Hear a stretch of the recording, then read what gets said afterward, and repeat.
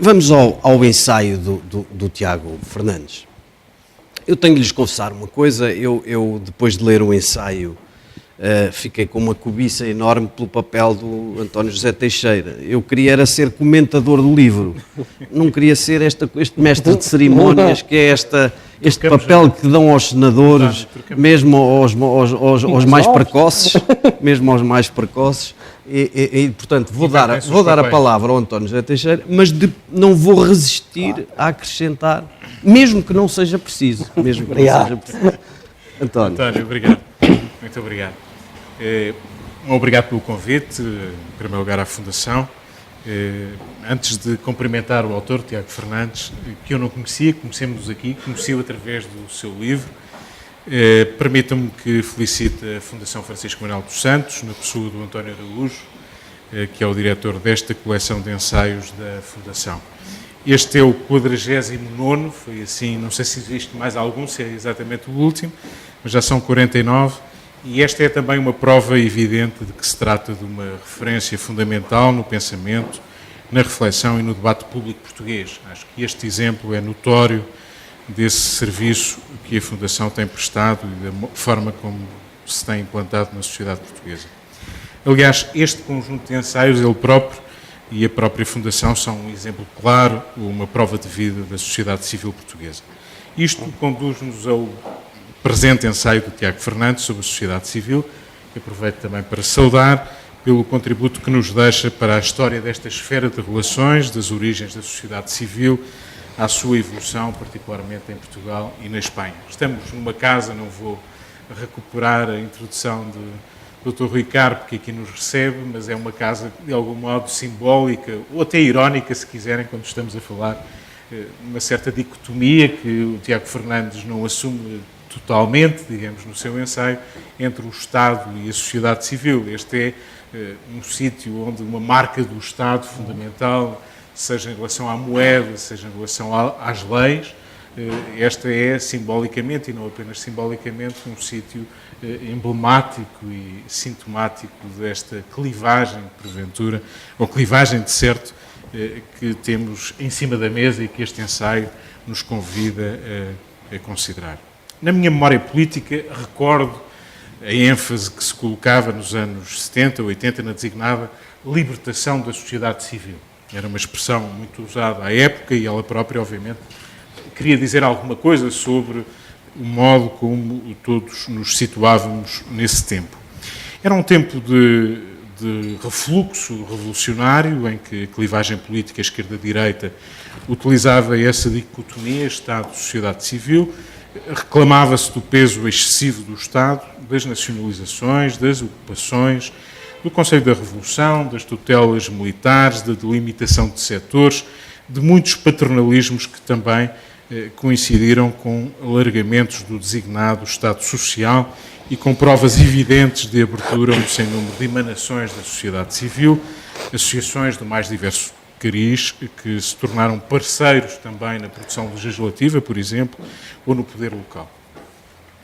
Esta memória, por vezes, paradoxal, porque se é verdade que o Estado revolucionário se reapropriou da sociedade, tutelando-a, condicionando-a, também é verdade que o mesmo Estado abriu portas e janelas à livre associação, envolvendo os mais diversos interesses, independentemente do seu grau de espontaneidade. Esta memória recoloca-me e recoloca-nos neste tempo em que a sociedade civil tem sido posta à prova, no nosso tempo, no tempo presente. A crise financeira, económica, social e política coincide com um convicto recuo do Estado, com falhas graves nas responsabilidades que vinham sendo assumidas por esse mesmo Estado. Neste nosso tempo, a sociedade civil portuguesa tem dado provas de vitalidade, bem visível nas redes de interesses que vão surgindo. Mesmo quando a reivindicação e o protesto subiu o tom, o enquadramento, a organização, a institucionalização desse mesmo protesto revelou a força da sociedade civil expressa das formas mais ou menos convencionais. Digamos que não se têm deixado grandes espaços vazios por mais desconfiança e revolta que existam e existem, e por mais que seja o declínio das instituições representativas, e esse declínio é constatável. Centremos-nos, pois, na sociedade civil de Tiago Fernandes. O autor situa as origens da sociedade civil ou da ação coletiva com base em associações voluntárias, é esta a definição que Tiago Fernandes adota, situa as origens da sociedade civil na Revolução Francesa, finais do século XVIII. Até aí as experiências tinham sido mais familiares, locais, corporações ligadas a ofícios, as guildas, corporações rurais, congregações religiosas, digamos que são esses os antecedentes identificados. As associações voluntárias cumprem, diz Tiago Fernandes, várias funções. Organizam interesses, escrutinam os poderes, alargam a confiança entre os cidadãos e tornam o debate público mais inclusivo, mais racional e mais deliberativo. A Revolução Industrial, o capitalismo e a urbanização trouxeram novas relações, outras fidelidades, necessidades diferentes de proteção e organização de interesses, clivagens ideológicas, mais mobilidade do capital e do trabalho, maior necessidade de representação. Surgiram múltiplas associações de socorros mútuos, beneficência, mutualidades, cooperativas, sindicatos, etc. As associações voluntárias ganharam assim, nas sociedades modernas e contemporâneas, um papel importante na representação e na intermediação de vários interesses, um papel complementar da representação política democrática. O ensaio de Tiago Fernandes assume dois argumentos fundamentais logo no início do seu livro. Diz Tiago Fernandes,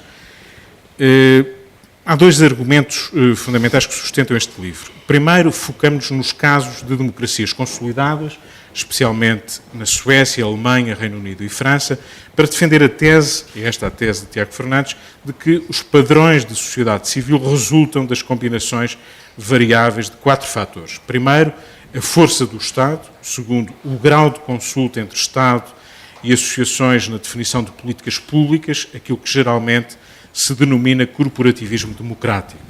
Terceiro, o grau do universalismo do Estado de Previdência.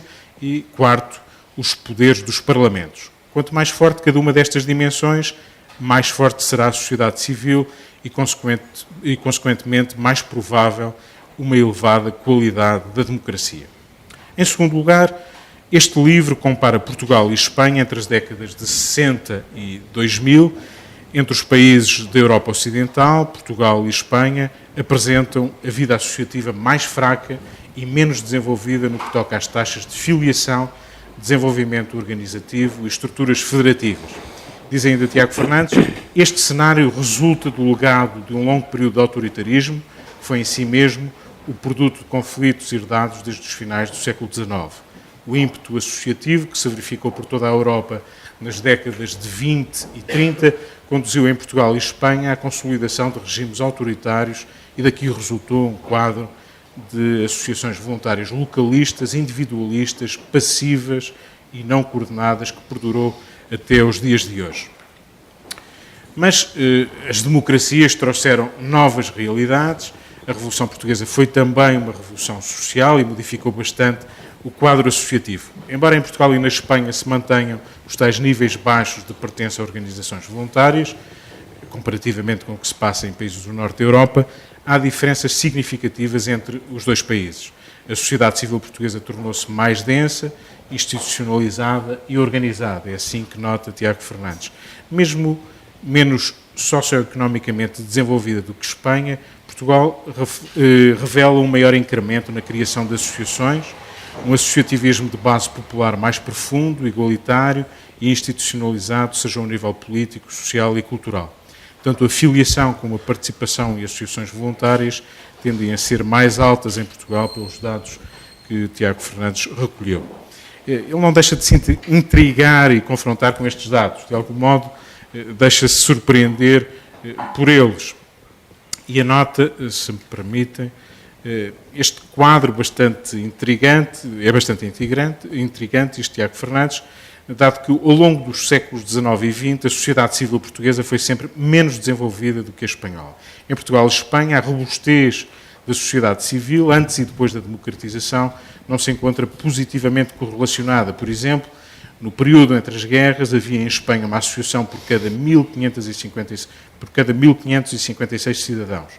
1933 em Portugal. Em Portugal, a razão era de uma associação, ou melhor, em Portugal a razão, isto em 1933, em Portugal a razão era de uma associação por cada 6.436 cidadãos.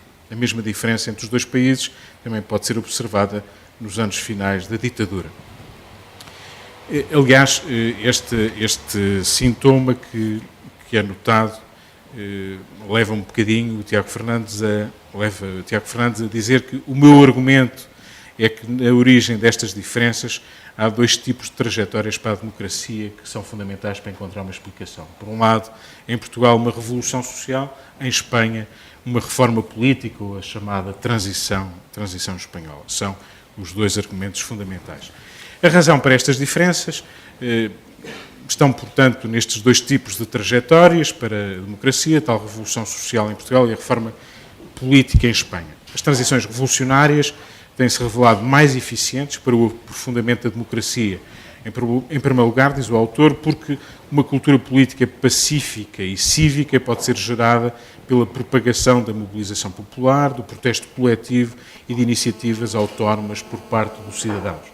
Parecia paradoxal, mas não é essa a constatação que se faz. Em segundo lugar, a revolução social é uma trajetória que pode levar à criação de sociedades civis mais envolvidas e robustas e de regimes democráticos mais inclusivos. No caso espanhol, a transição foi uma reforma política liderada pelas elites, as elites à época, e não implicou alterações radicais, houve amnistias, inclusive praticamente generalizadas, em relação ao poder vigente. Em Portugal criaram-se centenas de associações e movimentos políticos de pais, de juventude, de sindicatos, cooperativas, de moradores, de trabalhadores, profissionais, de agricultores, ambientais, femininas, por aí fora. Aliás, um dos exemplos que o Tiago Fernandes anota é que a própria legislação, a lei de criação de associações, é bastante mais exigente em Espanha, seja porque exige, desde logo, a utilidade pública, que aqui também pode ser requerida, mas que não é um obstáculo para a criação, digamos, mais rápida e, de algum modo, mais espontânea de uma associação. A legislação sobre a liberdade de associação foi muito aberta, o Parlamento ganhou força política, as associações eram ouvidas no processo legislativo, as petições não precisavam de muitas assinaturas para serem consideradas, variedíssimas organizações foram tidas como parceiros do Estado, as misericórdias são apenas um exemplo, seja na saúde, na educação ou na habitação, o que implicava também financiamento público, portanto, de algum modo, estímulo relevantes à proliferação de associações. Do mesmo modo, deram-se passos relevantes na concertação social, retomando uma lógica corporativista, de que são exemplos o Conselho de Concertação Social ou o Conselho Económico e Social. Ao contrário, em Espanha, a transição reforçou o poder das elites tecnocratas, como chama Tiago Fernandes. O peso do Executivo é mais forte, o peso do Partido Comunista, por exemplo, depois chamado e, digamos, com outras alianças de esquerda unida, é mais fraco comparativamente ao que verificamos, por exemplo, na realidade portuguesa. A legislação laboral enfraqueceu o poder dos sindicatos em Espanha, a liberdade de associação, como já foi dito, é bastante mais condicionada. Temos assim em Portugal, concluiu o autor, uma sociedade civil mais densa, com mais participação de setores médios e populares, e, apesar de tudo, comparativamente à Espanha, níveis mais elevados de identificação partidária e partidos mais baseados nas massas. O trabalho de Tiago Fernandes, centrado entre o início do século XIX e o final do século XX, tenta ir mais além da grande dicotomia sociedade civil-Estado. Uma dicotomia que Tiago Fernandes considera mecânica e na qual, digamos, não centra completamente o seu trabalho, pelo contrário. Se olharmos no século XVIII, por exemplo, para Thomas Paine, que via a sociedade como uma criação derivada das nossas necessidades e olhava para o Estado como o resultado da nossa maldade, podemos também encontrar em Rousseau, que já olhava para a sociedade civil como uma corrupção do estado da natureza, sociedade civil e Estado, como reconheceu também já no nosso tempo Norberto Bobbio, são interdependentes, mas distintos, separados, mas contíguos. A sociedade civil é a esfera de relações não reguladas pelo Estado, enquanto o Estado se centra nos aparelhos que exercem o poder coativo sobre a sociedade. Fluxos e refluxos têm levado a processos de emancipação da sociedade face ao Estado e a processos inversos de reapropriação da sociedade por parte do Estado. E é por isso que a grande dicotomia sociedade civil-Estado tem de ser vista em permanente tensão. Tensão, desde logo, como o analisa um dos estudiosos também da sociedade civil, o britânico John Keane, uma tensão entre as próprias instituições não governamentais, legalmente protegidas e que tendem a ser não violentas, auto-organizadas e autorreflexivas. Era assim que ele as classifica quando olha também para essa base da sociedade civil. E é a tensão entre elas e as instituições do Estado que as enquadram, constrangem ou facilitam as suas atividades. É nesta tensão, digamos, que esta dicotomia é encarada. Tiago Fernandes também vai, de algum modo, por aqui, introduzindo outras dimensões, seja o âmbito nacional das associações como fator de incremento da participação cívica, sejam os vínculos às elites, aos partidos, aos parlamentos, ou a partilha de serviços, por exemplo, entre estruturas estatais, todos eles também fatores de reforço da sociedade civil. Os partidos liberais foram, como sabemos, os grandes promotores da sociedade civil. Pertencia-se a um partido e, simultaneamente, pertencia-se também a uma associação, ganhava-se influência, também votos, e, portanto, muitas associações estruturavam-se, de algum modo, nessas clivagens ideológicas e partidárias. Estado e sociedade civil podiam reforçar-se ou podem reforçar-se mutuamente. Estados democráticos e Estados sociais fortes não apagam necessariamente a sociedade civil. Pelo contrário, a verdade é que temos as sociedades civis mais densas, como refere o autor, em países com estados sociais pujantes, casos da Escandinávia, da Holanda ou da Finlândia. As associações voluntárias tornaram-se decisivas para a qualidade da democracia, mas há algumas décadas têm vindo a perder influência em paralelo com os parlamentos e os partidos, a favor do que alguns politólogos chamam de instituições guardiãs, referidas aqui também neste ensaio. Referem-se estas instituições guardiãs a técnicos, peritos, bancos centrais, instituições tão bem conhecidas neste passado recente de nós próprios, como o FMI, o Banco Mundial, a tecnocracia da União Europeia, consultores, todos escapando, em boa parte, ao controle democrático. É uma tendência que Tiago Fernandes vê com grande preocupação, pois enfraquece a democracia representativa e diminui o peso dos sindicatos, digamos, da classe média e também dos grupos mais populares, como lhes chama. Já no final do seu ensaio, Tiago Fernandes alerta para a importância do reforço da capacidade de expressão das camadas populares e da classe média. Esta é uma questão relevante a que atribui muita importância. Diz Tiago Fernandes, a cultura política democrática é alcançada quando grupos ou classes populares e subordinados têm acesso à definição de políticas públicas e dispõem da capacidade de influenciar, vetar e determinar os contornos das decisões. Quando os pobres, os excluídos e as grandes massas anónimas são reconhecidos pelo sistema e os seus interesses têm expressão política, o vínculo em relação à comunidade e aos propósitos coletivos é ampliado, assim como o sentimento de eficácia política, a confiança interpessoal e a legitimidade conferida ao regime. Em sentido lato, é nisto que se traduz a sociedade civil.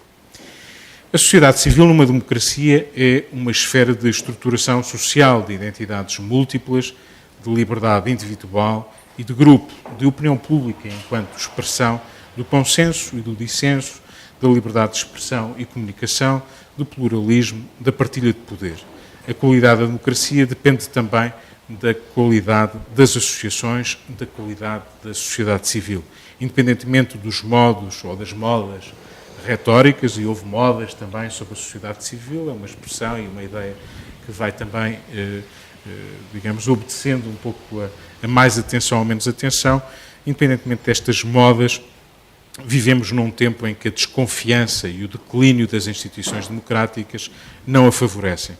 Mas a tomada do poder por tecnocratas, burocratas e outros especialistas deve nos interpelar no sentido de qualificarmos a intervenção pública, de não abdicarmos do primado do político e da democracia. Há uma responsabilidade nossa, acrescida, mudanças nos compromissos do Estado, num tempo de regresso da geopolítica, desigualdades que não param de aprofundar-se, leis e regras que a democracia não consegue fazer cumprir. Hesita-se demasiadas vezes, por poucas que sejam, entre o governo dos homens e o governo das leis. Vale a pena recordar aquilo que Bobbio dizia há precisamente 30 anos e que passo a citar. O que é a democracia, afinal, senão um conjunto de regras, as chamadas regras do jogo, permitindo solucionar os conflitos sem derramamento de sangue? E em que consiste o bom governo democrático, senão, acima de tudo, no respeito rigoroso destas regras? Pessoalmente, diz Bobbio, não tenho dúvidas quanto às respostas a estas interrogações. E justamente por não ter dúvidas, posso concluir com toda a tranquilidade que a democracia é o governo das leis por excelência. No preciso momento em que num regime ou que um regime democrático perde de vista este seu princípio inspirador, começa a transformar-se rapidamente, no seu contrário, numa das numerosas formas de governo autocrático que enchem as narrativas dos historiadores e as reflexões dos autores políticos. Temos exemplos vivos disso na nossa União Europeia, não precisamos sequer de ir mais longe. Vivemos tempos perigosos, enfim, acho que Pedro Valente estafou de algum modo esta ideia de que o mundo estava perigoso. Vivemos tempos perigosos, a política hipotecou seus negócios, procurou e procura salvação nos negócios, abdicou muitas vezes de decidir com racionalidade. À nossa volta, ganham terreno derivas populistas, começam a preencher-se espaços de descrença, revolta e abandono, espaços que as associações voluntárias ou a sociedade civil nem sempre ocupam.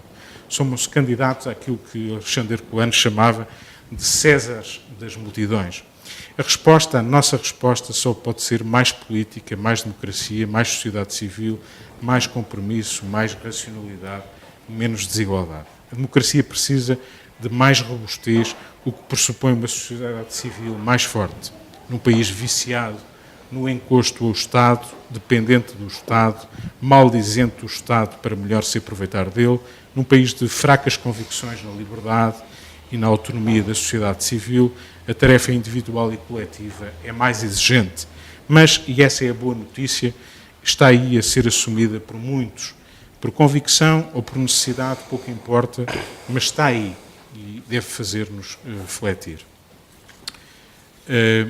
Só para terminar, o apelo que aqui deixo e que aqui fica e que de algum modo perpassa por algumas angústias do excelente ensaio do Tiago Fernandes, o apelo que aqui fica é o de que não podemos ser desertores da vida em sociedade, para usar uma expressão de Cícero.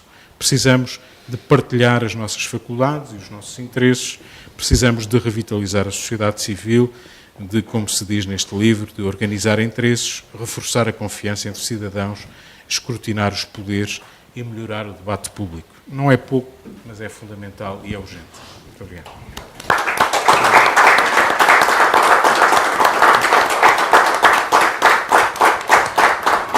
Muito obrigado, António, muito obrigado. Muitos pretextos para o António fazer comentário. Muitos. Não, é como nas apresentações dos livros, os autores têm o seu momento de glória, mas correm alguns riscos. E eu queria primeiro dizer, vou fazer uns comentários, vou desafiar, mas tenho a noção de que realmente quão é estulto e arrogante quem chegou ao conhecimento das matérias pelo livro, não é? Que vinha a comentar e depois pôr-se a falar. Eu lembro-me, Tiago, quando fiz o meu mestrado, o meu arguente dizia-me, mas falta lá isto, falta lá aquilo, e eu, era mais arrogante do que sou hoje, disse-lhe, falta isso e tudo aquilo que eu não quis lá pôr porque eu queria tratar outra coisa. E, portanto, eu estou preparado para essa sua resposta. O que eu achei, o livro é muito rigoroso e tem uma marca científica, a organização da própria apresentação da tese do Tiago é marcadamente, tem uma preocupação científica e lógica muito grande, e o livro enfrenta, como vão ver, dois mitos. Um mito que eu dividiria em dois. Aliás, o António disse-o há pouco, nós vivemos num tempo em que o maior dos lamentos que se ouve é a falta de participação, é a falta de espontaneidade e de intervenção e de sentimento coletivo que se aponta aos portugueses, a decadência da sociedade civil. E esse é um mito, pelos vistos, segundo o Tiago, é um mito, porque já chega de más notícias, estamos até bastante bem nesse domínio, ao contrário do que se pensa. Sobretudo quando comparado com Espanha, de quem nós temos, enfim, aquelas sensações, peço desculpa, de quem nós temos aquelas sensações, são intuições, de que de facto eles são mais participativos, mais agressivos na luta pelos seus interesses, e o Tiago diz-nos que não. Esse é o primeiro mito. Mas há um segundo, para que vão ver no livro. Como a tese, nesse confronto Portugal-Espanha, a tese do Tiago é que o que explica sobretudo essa vitalidade da sociedade civil em Portugal é o período de transição a seguir ao 25 de Abril.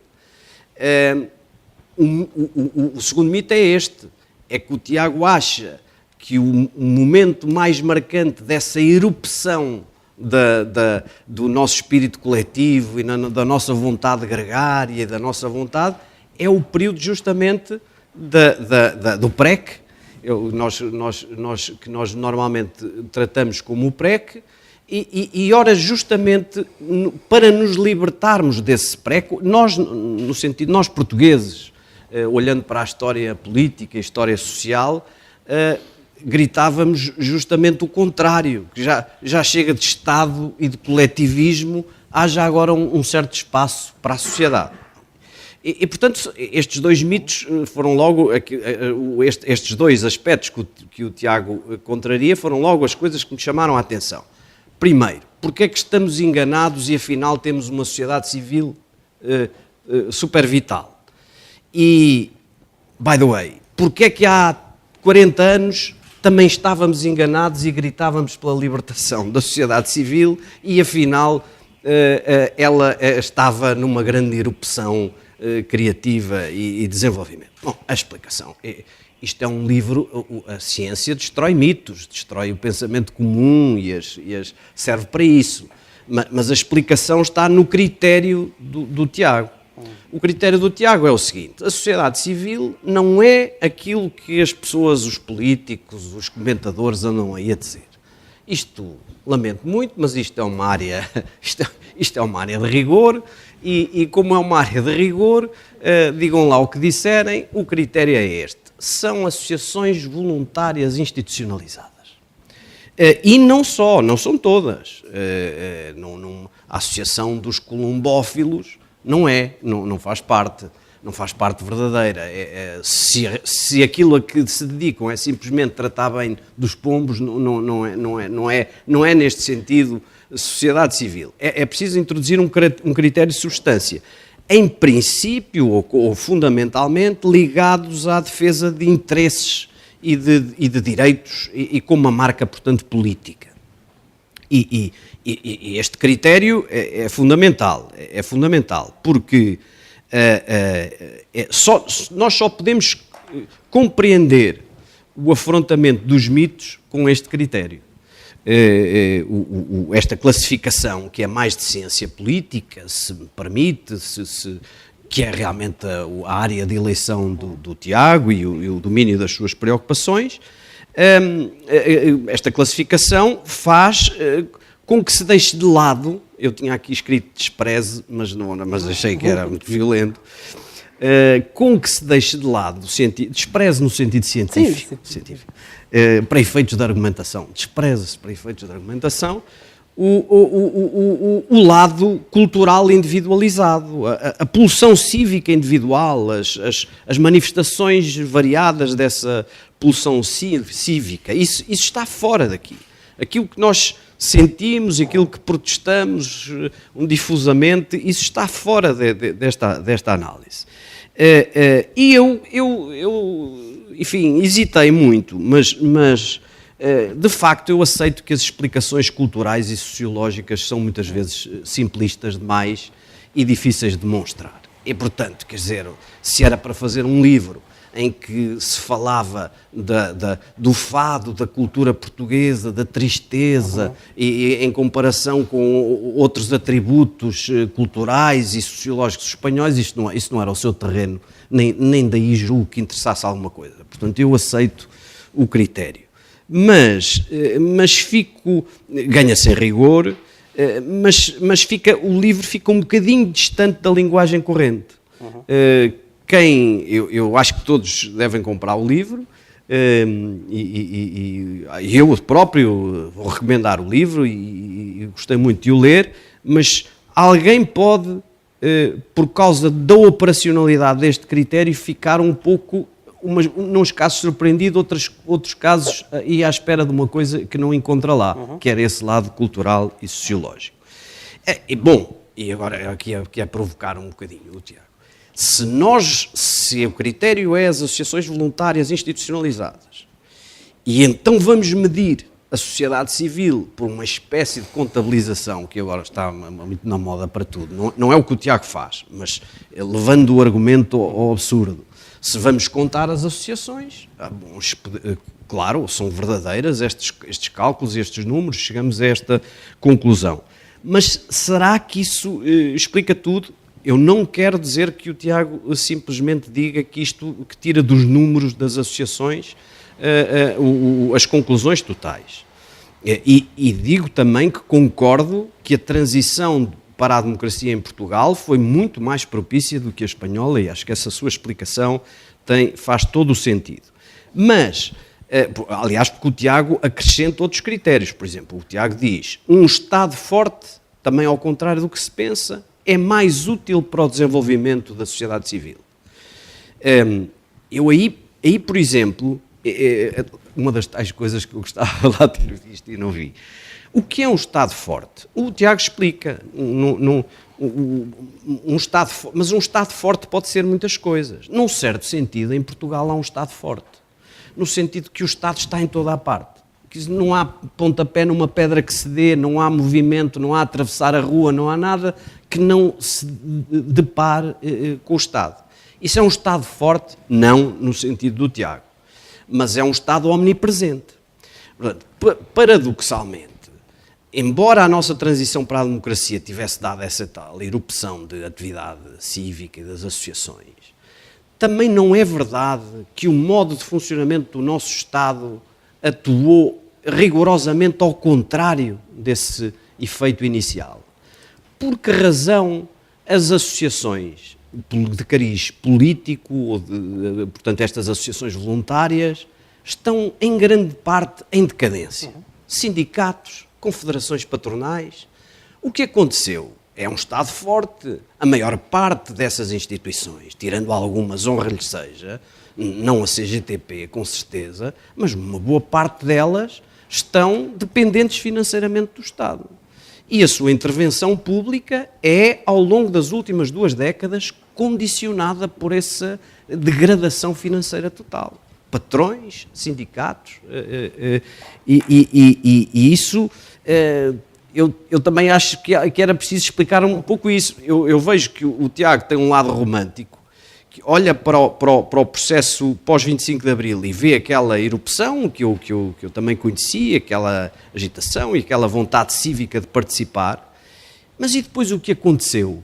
Nos números ainda comparamos bem, mas terá a presença do Estado, a atividade do Estado, o modo como a política tem funcionado, as estruturas políticas, não terão estragado um pouco esse efeito inicial e que teremos que ver para além dos números, porque os números, o Estado controla boa parte desses números, porque espartilhou as associações, porque elas estão na sua dependência financeira e porque o Estado cada vez é mais centralizado e menos descentralizado, outro dos fatores que o Tiago considera importante.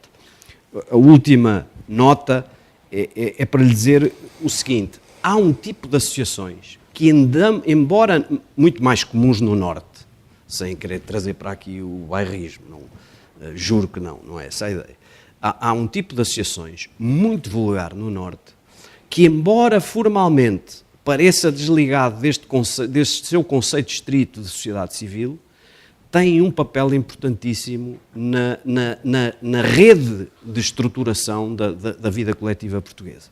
São associações que se chamam normalmente, ligadas às freguesias, que se chamam normalmente de desenvolvimento local e que proporcionam em rede, obviamente com a colaboração do Estado, uma proteção social invisível, só visível localmente, sem a qual o país seria, de facto, a desgraça social de que muita gente diz que existe sem haver concretamente.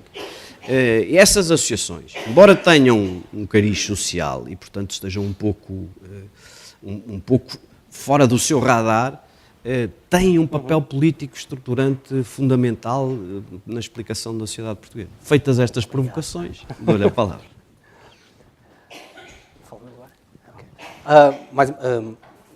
Obrigado a todos. Em primeiro lugar, queria agradecer a presença de toda a gente, colegas, amigos, alunos, etc. E, em particular, queria agradecer a excelente apresentação do livro pelo Dr. António José Teixeira, que foi extremamente fiel ao que eu digo no livro, e não só fiel ao que eu digo no livro, tentando apreender de uma maneira bastante rigorosa, digamos, a variedade de argumentação que está no livro, mas além disso, indo para além e tendo também, complementando o livro com algumas lacunas bibliográficas e reflexões do Thomas Paine e outros autores, o Norberto Bobbio, que de facto eu não consultei e não li,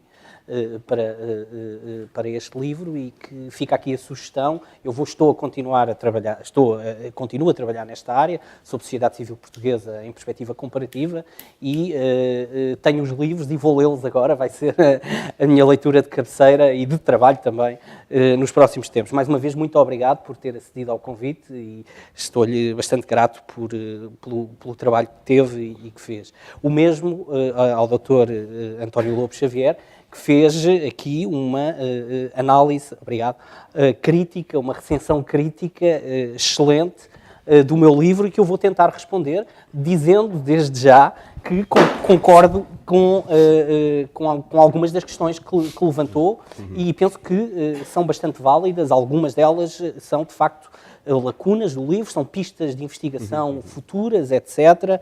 E procurarei responder neste diálogo construtivo e cívico, por assim dizer, a estas questões. Antes de passar ao livro propriamente dito e ao que me levou a escrever o livro, queria também agradecer à Fundação Francisco Manuel dos Santos, aqui representada por diversos membros da Fundação, das diversas direções, em particular aos responsáveis desta coleção, à Isabel Vasconcelos, à Susana Norton, que no dia-a-dia operacionalizaram, por assim dizer, a feitura do livro. Estou-lhes muito agradecido, são de um profissionalismo como há muito tempo eu não via, em Portugal e noutros países por onde tenho andado. Realmente foi um trabalho irrepreensível e de um nível fantástico. Queria agradecer ao doutor, amigo, ao António Araújo, o convite inicial para fazer este livro. O António Araújo é um amigo de há bastantes anos, ajudou-me sempre em diversas fases da minha carreira académica, nomeadamente no meu primeiro livro. Conhecemos por causa de interesses comuns sobre o período do marcelismo, etc. O meu primeiro livro é sobre a ala liberal e o marcelismo, e o António foi fundamental nessa altura em ter-me dado várias sugestões, ter-me possibilitado vários contactos para fazer entrevistas, e estou-lhe agradecido porque ao longo dos anos o António tem sido uma pessoa que está sempre disponível para ajudar os outros. Não penso que não falo só por mim, ajudar os outros a fazerem um melhor trabalho. E queria ainda dizer que penso que o António tem feito um excelente trabalho nesta coleção, e penso também que, já conheço o António pelo menos desde os anos 90, já lá vai algum tempo, o tempo passa depressa, e o António é daquelas raras pessoas que é respeitado por toda a gente em virtude da sua qualidade não só humana, mas também intelectual, à esquerda, à direita, no mundo do direito, no mundo das ciências sociais, no mundo da literatura. É uma daquelas raras pessoas que tem uma dimensão humana e profissional bastante acima do comum. E, portanto, queria aqui deixar isto ao António, esta opinião e que exatamente por isso, em virtude dessa riqueza, é a pessoa indicada, de facto, para dirigir uma coleção que se pretende, digamos, humanista, por assim dizer. Estou aqui a ver o Pedro Magalhães também, queria só fazer uma pequena nota. O Pedro foi a primeira pessoa que em 2004 me convidou para apresentar no ICS, no Instituto de Ciências Sociais, ainda eu estava a fazer o doutoramento, estava a começar este projeto e por uma feliz coincidência acabou por estar associado, de certa forma indiretamente, à publicação do livro e, portanto, queria-lhe agradecer ao Pedro esse convite inicial há 10 anos. Demorei 10 anos a fazer um livro relativamente de 114 páginas, portanto, no próximo livro vai ser igualmente pequeno e demorar 10 anos, mas e tenho aqui outros amigos com quem tenho debatido também a sociedade civil e o meu pensamento tem sido formado no debate com esses amigos e colegas, o André Freire, aqui presente, o Rui Branco, também aqui presente, e vários alunos meus que estão aí, com os quais eu procuro por testar as minhas ideias e que eles, em articulação com as minhas, desenvolvam as suas próprias ideias. Portanto, queria agradecer a toda a gente, mais uma vez, terem estado aqui. Eu vou tentar ser breve, espero que não me esteja a alongar. Queria, de facto, penso que o Dr. António José Teixeira fez uma exposição extremamente completa e clara do livro, provavelmente muito mais completa e clara do que eu seria capaz de fazer. Às vezes o poder de síntese e de rigor jornalístico é-me apontado como uma das lacunas que eu tenho, tendo a falar, se calhar, demais e a escrever papers demasiado longos do que é necessário. E, portanto, vou apenas tentar agora pegar em 3 ou 4 ideias críticas que foram aqui lançadas e tentar discutir, de facto, o que é que o livro não trata e o que é que poderia tratar e o que é que podemos aprender para além do que está contido no livro. Os primeiros 2 argumentos, de facto, há 2 argumentos que estruturam o livro, são 3 argumentos fundamentais. O primeiro é, eu tenho uma concepção, e tento desenvolver porquê no livro, é discutível, evidentemente, há quem tenha outras concepções, da sociedade civil como uma arena organizacional que dá poder e voz àqueles que têm menos voz. Para mim, esse é o sentido que eu considero relevante da sociedade civil. A sociedade civil é importante na medida em que contribui para dar alguma voz e capacidade de ação coletiva e de influência da agenda política de uma comunidade nacional, àqueles que têm menos recursos. Os pobres e aqueles que, em qualquer relação social que implica subordinação, estão no lado de baixo dessa subordinação. Eu penso que isso é, na minha opinião, o princípio básico de uma sociedade democrática. Uma sociedade democrática, e não sou eu que digo isto, talvez quem tenha desenvolvido mais esta ideia tenha sido o pensador, o filósofo político norte-americano Robert Dahl. Uma sociedade democrática, e mais uma vez isto é discutível, caracteriza-se pela noção de igualdade política. Eu queria aqui reforçar esta ideia, que é a noção de que numa comunidade democrática todos somos portadores dos mesmos direitos e deveres e temos todos o mesmo direito a participar e a ter os nossos interesses tidos em consideração e em expressão, independentemente das diferenças que nos distinguem. E que diferenças são essas? São diferenças que muitas vezes impossibilitam essa participação, essa igualdade política. São diferenças de rendimento, são diferenças de riqueza, são diferenças de género, são diferenças de orientação sexual, são diferenças de raça, são diferenças de religião, etc. E, portanto, uma sociedade democrática, penso eu, não está completa nunca, e provavelmente nunca estará, enquanto estas diferenças impossibilitarem a voz igual de todos.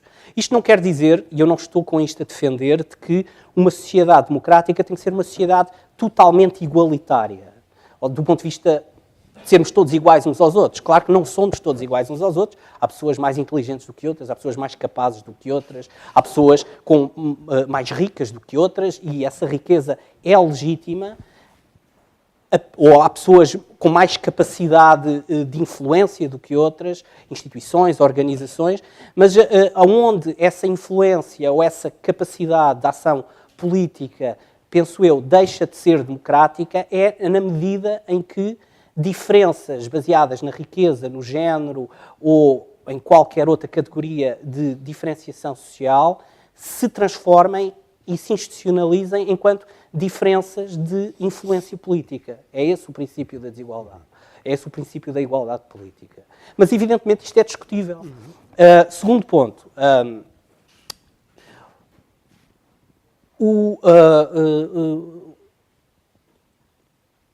Nesse sentido, eu vejo, e isto foi muito bem expresso pelo António José Teixeira, se me permite, não está sempre, estamos sempre a falar de doutores, etc.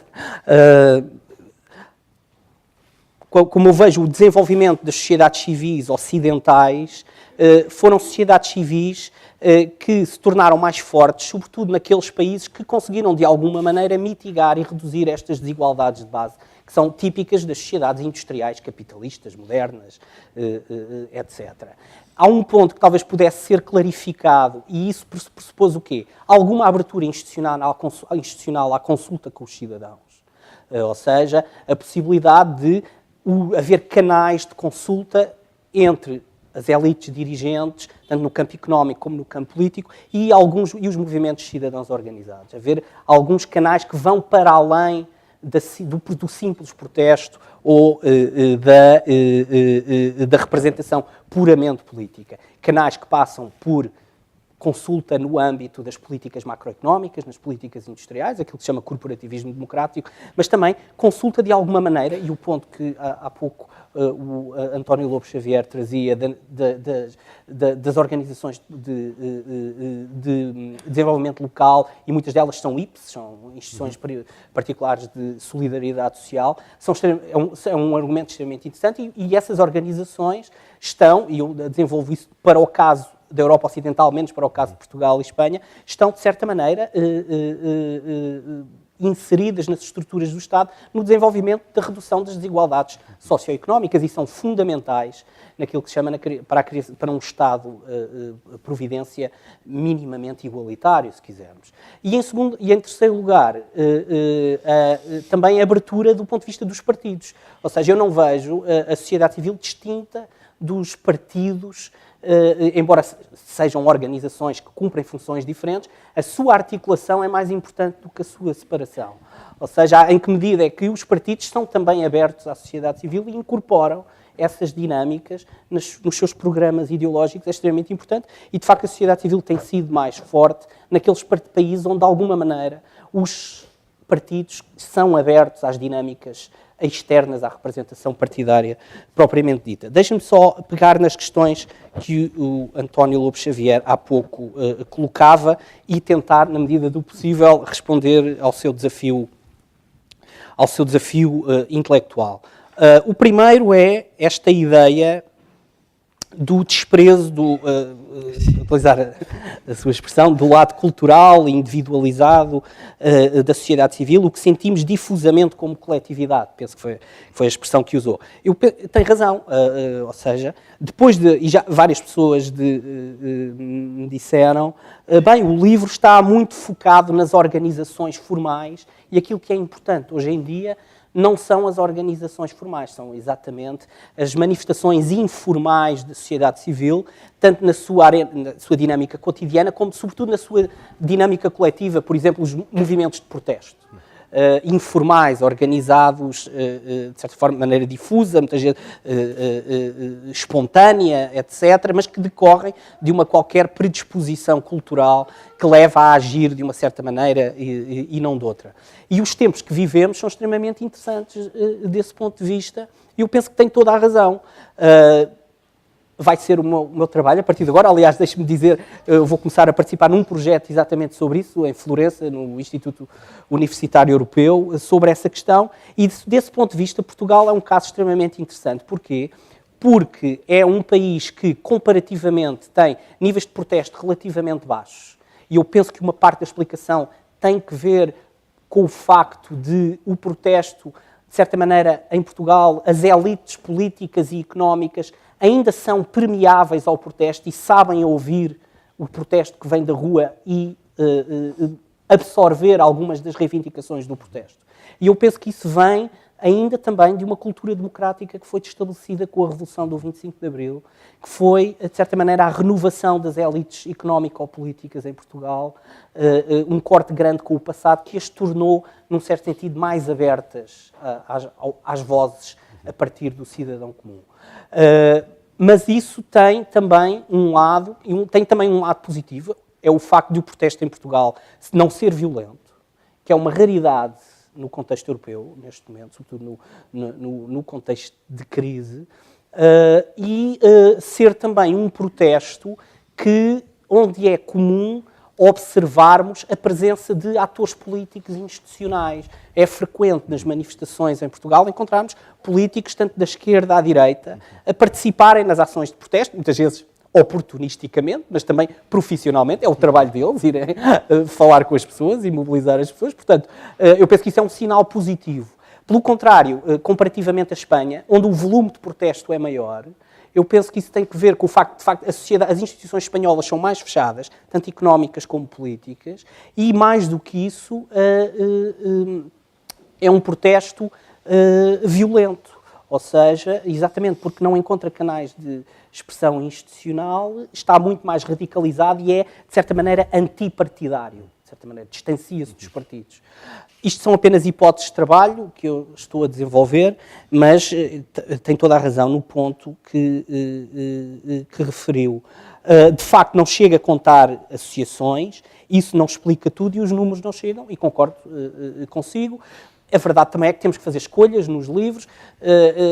Este aspecto, penso que é um aspecto importante, apesar de tudo, da dimensão formal da política, não é de sumemos importância, mas tem que ser complementado com um lado cultural. Tanto mais que, e esta é uma segunda crítica que eu penso que também tem razão, quando se refere ao meu livro, eu próprio tenho noção disso, não tratei isso no livro, que é o declínio destas organizações de massas institucionais e formais em Portugal, a partir de meados da década de 90. De facto, deste ponto de vista, a sociedade civil portuguesa, se bem que eu tento argumentar isso no livro, é uma surpresa, ao longo de todo o período democrático é mais robusta do ponto de vista institucional do que a sociedade civil espanhola, e com todo o lado positivo que eu penso que isso tem para a qualidade da democracia em Portugal. No entanto, desde meados finais da década de 90, há uma erosão disso, não é? E essa erosão é simultânea, por exemplo, com outras dinâmicas, como o declínio da participação eleitoral ou o aumento da abstenção. E exatamente, não sabemos exatamente ainda bem as causas disso. E se houve um legado positivo da Revolução, de certa forma, esse legado está gradualmente a perder-se. Eu participei recentemente de uma conferência nos Estados Unidos sobre os 40 anos do 25 de Abril, onde vários investigadores apresentaram a sua investigação sobre Portugal contemporâneo, um paper do professor António Costa Pinto, é extremamente interessante e tem sido também identificado por outros estudiosos dos partidos e do sistema partidário em Portugal e do comportamento político português. Estão aqui dois, o Pedro e o André, que trabalham bastante sobre isso. E, de facto, aquilo que é único no caso português é a sua do sistema partidário português é a sua resiliência face à crise atual. Ou seja, em países como em Espanha, na Grécia, ainda já em França e em Itália, há uma situação de grande instabilidade política, o aparecimento de movimentos populistas, o colapso das forças políticas tradicionais que se constituíram, os partidos tradicionais que se constituíram como os partidos da governação democrática nos momentos fundadores da democracia portuguesa. Isso não acontece em Portugal. Na minha opinião, isso é uma coisa positiva, mas está em gradual erosão e deve-nos preocupar. Um terceiro ponto que eu não falo também no livro e que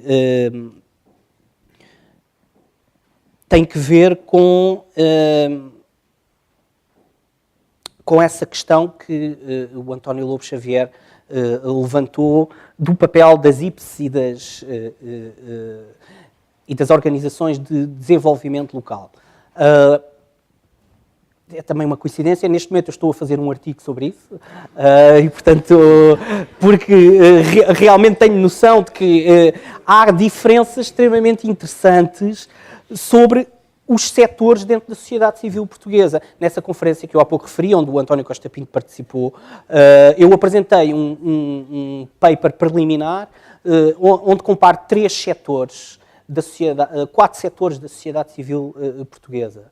O setor dos sindicatos e o setor das cooperativas agrícolas, que está em declínio desde final da década de 70. E aí sim, penso que podemos atribuir alguns efeitos negativos de excessivo estatismo na maneira como se articula com as associações.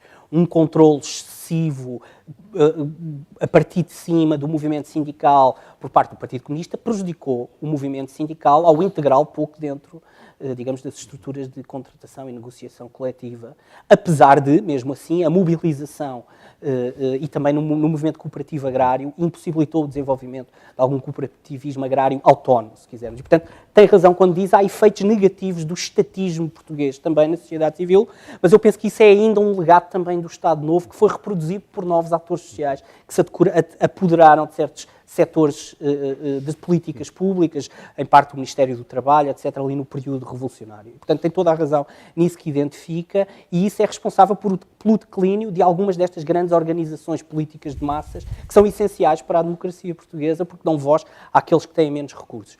Por outro lado, há duas esferas associativas que são, no caso português, excepcionalmente vibrantes, mesmo em comparação com outros países democráticos da Europa Ocidental. Uma é o movimento de moradores, das organizações de moradores, e outro, ainda mais forte, é de facto aquele que identifica o movimento, as organizações locais, de desenvolvimento local ou de solidariedade social a nível local, que juntamente com as estruturas do Estado e em articulação com o Estado, a União das Misericórdias, mas também todo o conjunto de organizações não religiosas, juntamente em articulação com o Estado, tem um papel fundamental na prestação de serviços de apoio social à infância, à terceira idade, combate à pobreza, à exclusão e à degradação urbana, etc., em todo o país. Portugal, comparativamente até com países muito mais desenvolvidos do ponto de vista económico, faz um esforço enorme nisto.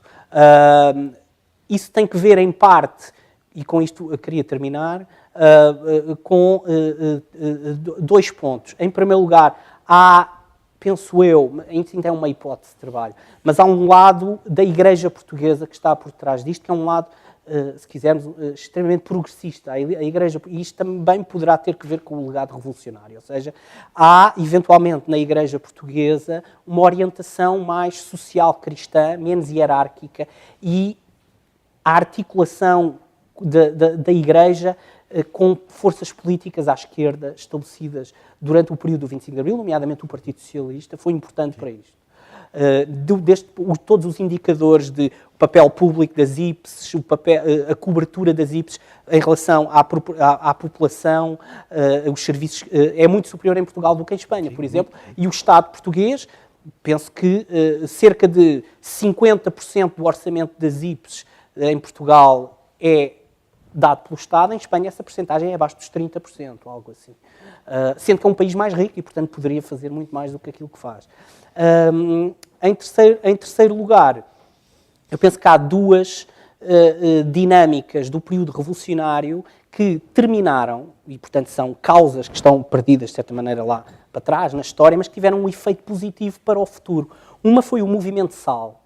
Eu penso que estamos nos 40 anos do 25 de Abril, o movimento SAL foi extinto pouco tempo depois, em 76, penso eu, mas deixou um legado de ativismo local extremamente forte que importa estudar. A maior parte das organizações de moradores que foram impulsionadas pelo movimento SAL constituíram-se depois como IPSES e como organizações de desenvolvimento local. E o terceiro aspecto, que eu penso que é um aspecto importante, embora aí haja uma conflitualidade política maior, foi a herança, apesar de tudo, da oposição democrática portuguesa que se constitui no marcelismo e que inclui até elementos da própria estrutura do período da oposição democrática, nomeadamente a ala liberal, ou seja, que depois veio dar origem ao PSD, etc., que nos meses iniciais da Revolução, mas que foram um período crucial da Revolução, se agruparam todos na estrutura do MPD-CDE antes dela estar totalmente dominada pelo PC. E essa grande coligação de forças democráticas que via do centro à esquerda reconstituiu o poder local em articulação com os movimentos locais de moradores, mas não só. E isso, penso eu, deixou um legado extremamente importante de abertura do poder local à participação cívica e, portanto, a uma preocupação maior em, digamos, reduzir desigualdades a nível local dos cidadãos. Penso que tentei responder a todas as questões. Muito obrigado. Muito obrigado. São extremamente interessantes. De facto, não as trato no livro e vai ser o meu trabalho, em parte, futuro. E talvez daqui a 10 anos escreva outro livro sobre isso. E gostaria de contar com, mais uma vez. Parabéns. Muito obrigado. Obrigado.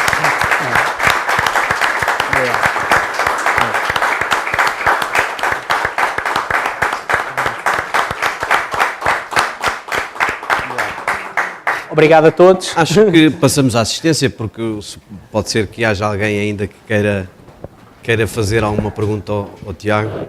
Não a nós já... Desta escapamos. É sinal que nós fomos. Tratamos o tema. Já agora só uma questão que eu acho que é muito... Queria deixar para já aqui duas sugestões que me pareciam relevantes no seguimento do que disse o Tiago.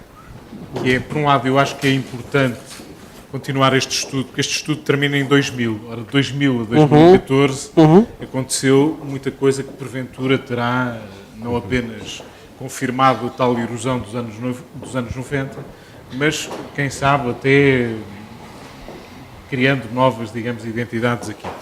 E talvez fosse útil continuar esse estudo. Por outro lado, este estudo, que é obviamente um estudo académico, seguro, robusto e muito robusto desse ponto de vista, talvez não dispensasse. O António Araújo tem também esse mérito de ter iniciado uma outra coleção, que não é apenas esta, dos estudos, é dos retratos. E eu acho que esta ideia, seja das IPs, ou seja de Misericórdias, ou seja de outro tipo de associações, mas se calhar justificava um retrato, para a gente perceber também, seja nesta delimitação conceptual que o Tiago encontrou para, digamos, olhar para a sociedade civil, ou noutra, enfim, mas que pudéssemos ter retratos mais vivos, mais impressionistas também, no fundo, desta dinâmica que sentimos que existe na sociedade, que tem alguma raiz, ou tem muitas raízes em muitos casos.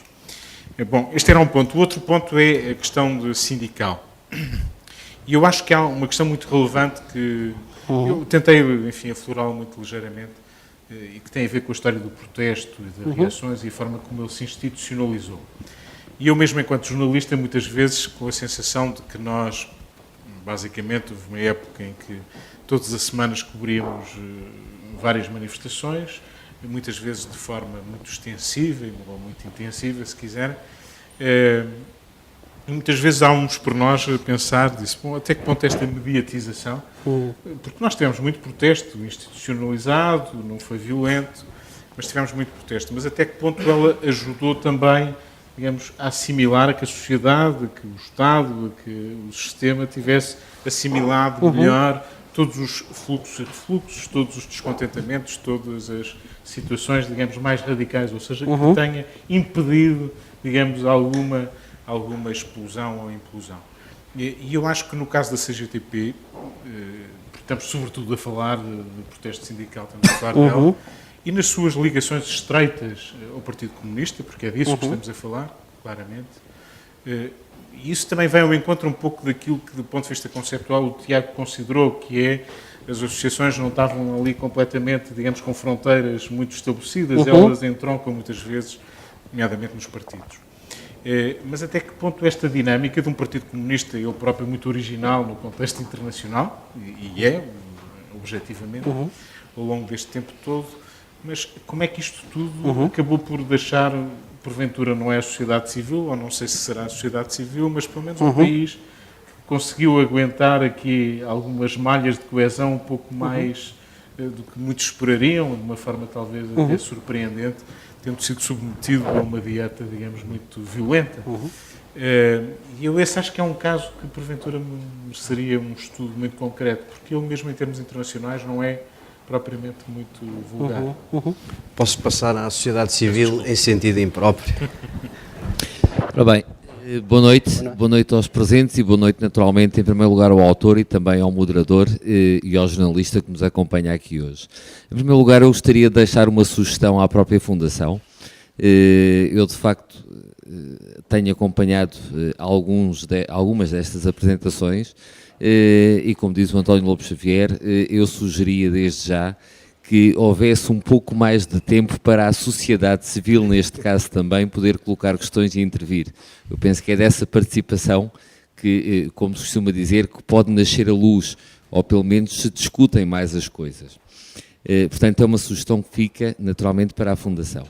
Relativamente àquilo que eu gostaria de colocar ao autor, e isto conhecendo o livro apenas por aquilo que nos foi transmitido agora nesta apresentação, em que falamos de facto de uma quantidade de associações, todas elas diferentes, todas elas com origem na sociedade civil, mas naturalmente todas elas também resultantes da estratificação dessa própria sociedade civil, eu noto que falamos aqui pouco daquilo que são as chamadas sociedades associativas, recreativas, culturais e desportivas.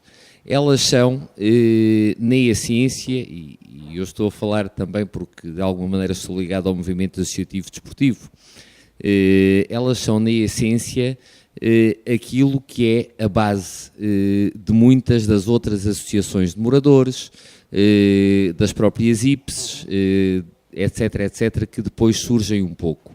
Ou seja, o associativismo desportivo e cultural de bairro, como habitualmente se chama, não é? E, portanto, e que está, sobretudo, sediado na Federação das Coletividades de Cultura e Recreio, é um pouco a essência disto em Portugal.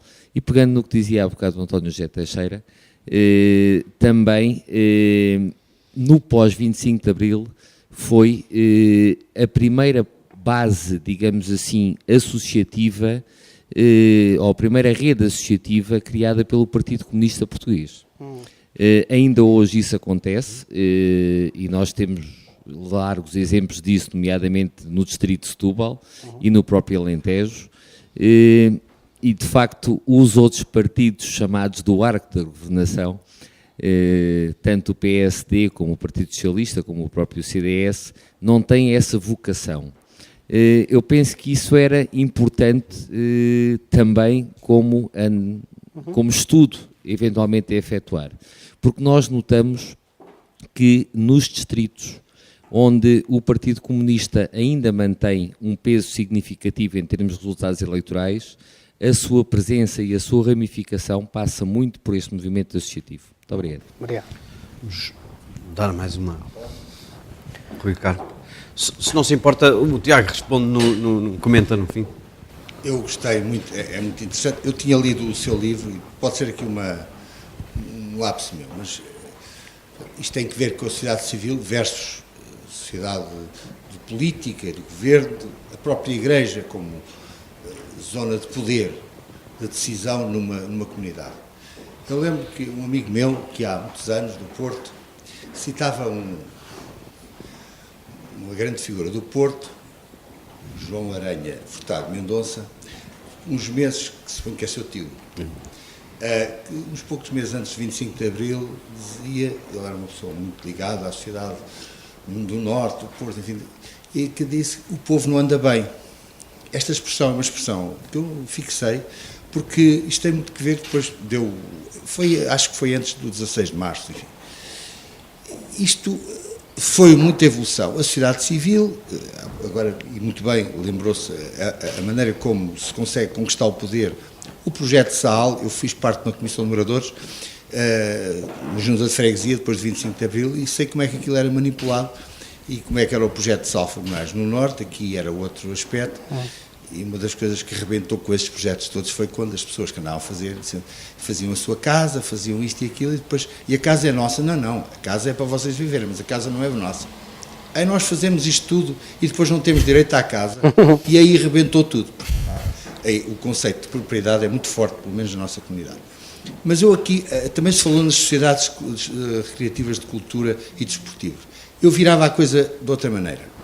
Há zonas da sociedade civil que são falsa sociedade civil. Ou seja, eu estou-me a recordar, por exemplo, os partidos, a dada altura, eu tive alguma experiência durante alguns anos de atividade partidária, que já não tenho essa atividade, pago as cotas do meu partido e mais nada, não tenho mais nada a ver com a atividade partidária, mas recordo que foi um dos estratagemas que os partidos tiveram para entrar na sociedade civil, foi meter gente da área desportiva, porque eram figuras emblemáticas, carismáticas e, mais do que isso, dirigentes da área desportiva, porque eram figuras que tinham capacidade financeira para pagar campanhas eleitorais, etc.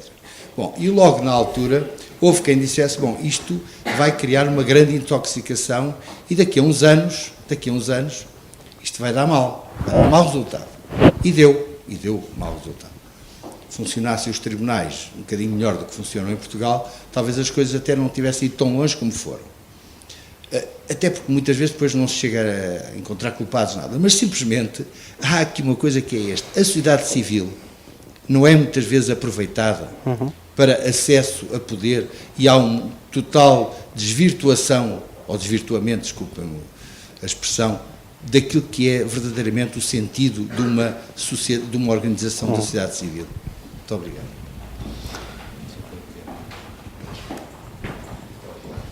Tiago, vamos... Vou responder.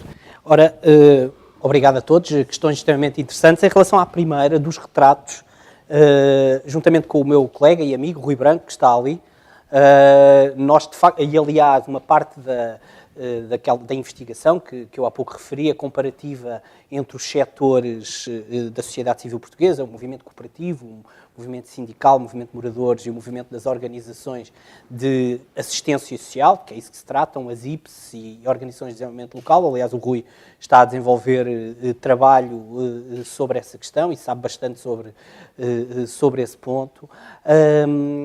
Nós estamos, de facto, acabámos de constituir um retrato da sociedade civil portuguesa. Ou seja, nós temos uma base de dados com todas as organizações que foram criadas em Portugal entre 74 e 2010. Não temos o período da crise, mas são cerca de 61 mil organizações, cerca de 20 tipos, desde organizações empresariais, patronais, desenvolvimento local e regional, desportivas, de lazer, etc. Só para dar uma curiosidade, um setor extremamente dinâmico em Portugal são as associações de caça e pesca, também, locais, que cobrem o interior e têm funções extremamente interessantes, porque são associações onde os membros têm armas, de facto, e não há violência em Portugal, ao contrário de outros sítios, o que é extremamente interessante desse ponto de vista, comparativamente, por exemplo, a organizações similares nos Estados Unidos, em democracias mais antigas, que são organizações cujos membros muitas vezes estão ligados a movimentos extremistas, radicais, etc.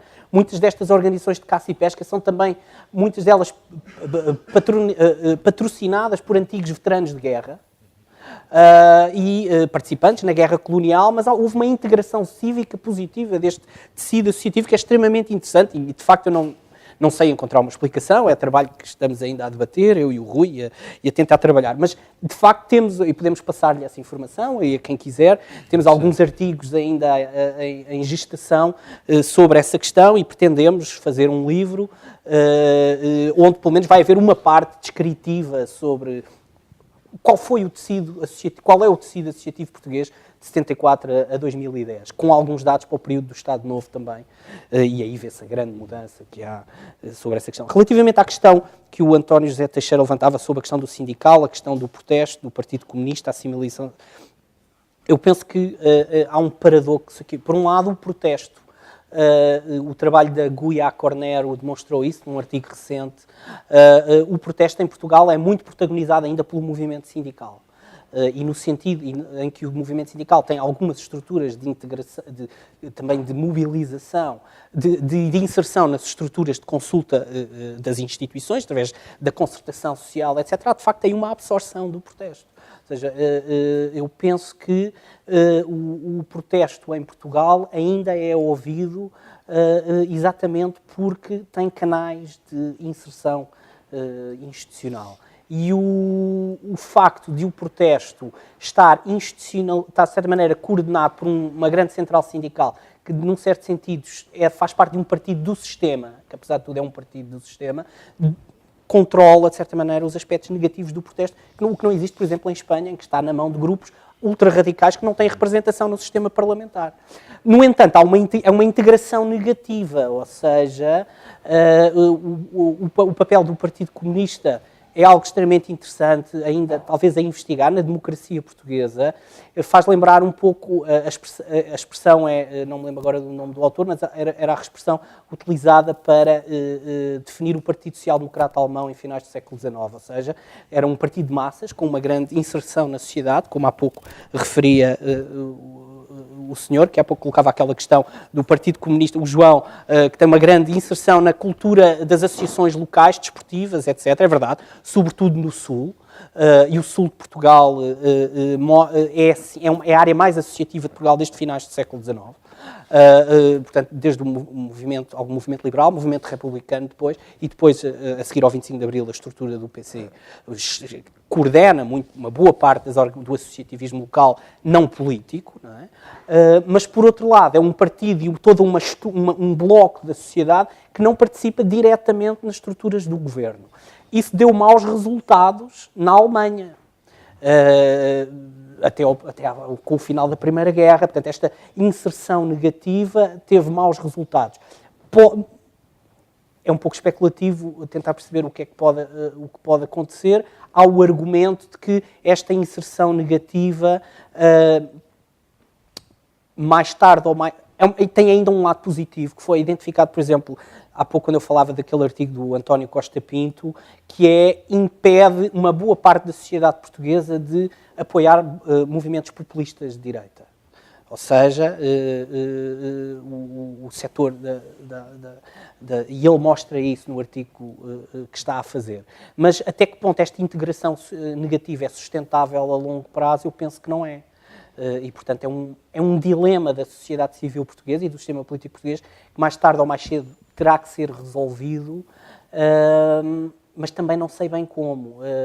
Aqui, políticas de alianças, políticas de aproximação informal entre os partidos do centro e o PC, eu penso que não há necessariamente... E aqui há também um elemento que é um elemento que penso que é importante, que é o que está a acontecer à direita. A direita portuguesa, e eu penso que isto é também um legado da Revolução, é uma direita pós-revolucionária. E é uma direita, nesse sentido, mais próxima das bases, do povo. Ou seja, é uma direita, ao contrário da direita de outras democracias pós-autoritárias, como Portugal, que tem uma grande continuidade com o anterior regime. É uma direita que, de certa maneira, procurou ter o apoio do povo. Era uma direita que não era importante antes de 74. A ala liberal não era importante antes de 74, ou era pouco importante. E foram eles que protagonizaram a integração de alguns setores até do anterior regime, da sociedade rural do Norte, etc. Mas é, por exemplo, uma direita que tem uma ligação ao movimento sindical, juntamente com o PS, através da UGT. Isso é algo único também nas direitas, por exemplo, em relação à direita espanhola, que é muito mais estatista, muito mais fechada, se quisermos, à sociedade. E, portanto, eu penso que aquilo que está a acontecer à direita é também preocupante. Nós estamos pela primeira vez, tivemos na história portuguesa, uma direita que rompe com esta tradição democrática extremamente importante, penso eu, e foi positiva, da direita portuguesa. Até que ponto isto é um projeto político que vai ser sustentável a longo prazo ou é apenas uma exceção por causa da crise, é algo que ainda estamos para ver, mas eu penso também que uma direita que retorna aos princípios fundadores da democracia portuguesa e digamos, a uma aproximação à população comum e que é menos tecnocrática e estatizante, é essencial para manter a qualidade da democracia portuguesa e é também essencial para ter alguma aproximação ao movimento sindical. Relativamente às sociedades desportivas, concordo com o que diz. Nós, eu e o Rui, temos uma base de dados extremamente complexa sobre isso. Ainda não olhámos para essas organizações. O que é que eu posso dizer? Eu no livro digo uma coisa que se calhar não é verdade, que é as associações nacionais, à escala nacional, que criam grandes federações associativas nacionais, ou seja, é possível fazer uma escala, um scaling up, são mais importantes, ou seja, mas isso se calhar é a experiência das democracias mais estabelecidas e mais antigas. Nas democracias pós-autoritárias, onde a tendência é para um localismo maior, provavelmente esse argumento não é tão válido, ou seja, há um aspecto, e eu faço também uma distinção se calhar demasiado rígida entre associações de lazer, sociais, ditas sociais e políticas, que se calhar em contextos pós-autoritários, que é o caso português, não é tão válida. As organizações locais são mais impenetradas, de certa maneira têm um papel político, apesar de não parecerem políticas. E isso também se articula com uma questão que o António Lobo Xavier falava há pouco, que é da cultura política local, etc. E se calhar no contexto das sociedades pós-autoritárias, pós-regimes autoritários, Portugal, Espanha, países da América Latina, etc., o localismo é mais importante desse ponto de vista. Finalmente, em relação ao que o Dr. Rui Carpe falava sobre a sociedade civil, que é falsa sociedade civil. É verdade, eu não estudei isso também. Nesta investigação recente que estou agora a fazer, alguma dela também em conjunto com o Rui Branco, olho a tentativas de facto de controle e manipulação a partir de cima do movimento sindical. E aí o PC também teve responsabilidades nisso, atabafou do movimento associativo.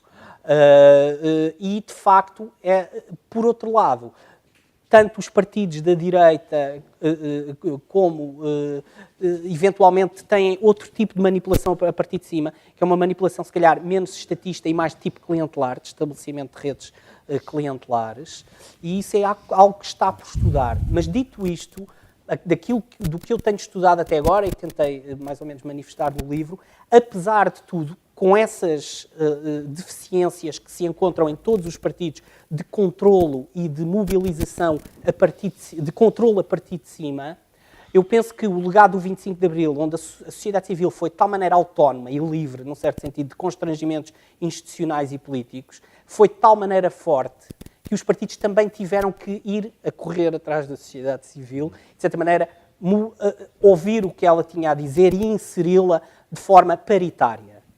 E isso também aconteceu em todos os partidos. E eu penso que, mais uma vez, tanto à esquerda, a penetração do PC em determinadas áreas no Sul, no movimento de moradores, no movimento de organizações de lazer, etc.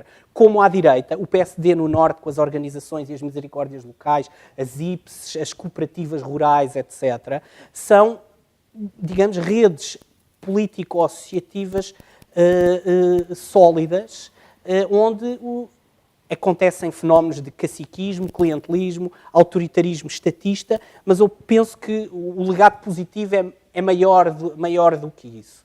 Eventualmente, essas características estão-se a acentuar nos últimos tempos, por causa da crise, mas se calhar pode vir de trás com excesso de burocratismo na maneira de implementar políticas públicas na sociedade portuguesa, que pode ser influenciado, por exemplo, pela integração europeia, por critérios.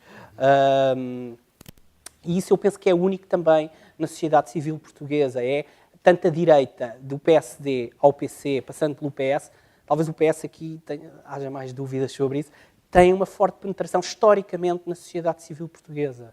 E isso penso que é um legado positivo, quiçá inesperado, da Revolução Portuguesa, que, ao contrário de muitas revoluções, e também não sabemos bem porquê, eu pelo menos, acabou por ser uma revolução democrática. Podia não ter sido, e a probabilidade de não ter sido era muito grande, porque a maior parte das revoluções não dão em democracias, dão noutro tipo de regimes autoritários de esquerda, ou, através de uma contra-reação de direita, um retorno a um autoritarismo ainda mais forte qualquer. Não é?